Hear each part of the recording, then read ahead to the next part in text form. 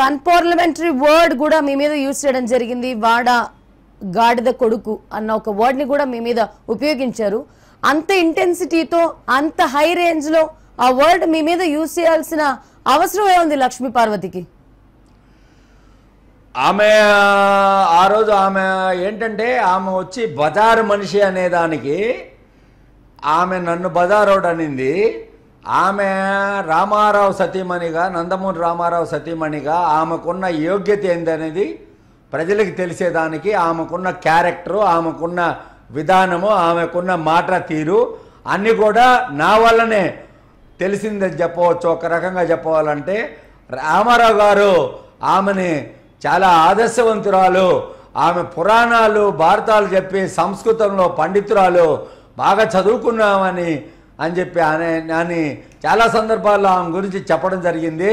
అదే రామారావు ఈరోజు బతుకుంటే లక్ష్మీ పార్వతి నేను నాపై చేసిన ఆరోపణలకి ఆయన ఏ విధంగా పైనుంచి చూస్తూ ఈ రకమైన లక్ష్మీ పార్వతిని మనం పెళ్లి చేసుకున్నామా, ఇలాంటి మహిళతో ఇన్ని రోజులు మనం సహచర్యం చేశామా అనే ఉద్దేశం కలగక మానదు. ఇవన్నీ కూడా ప్రజలు గమనిస్తున్నారు.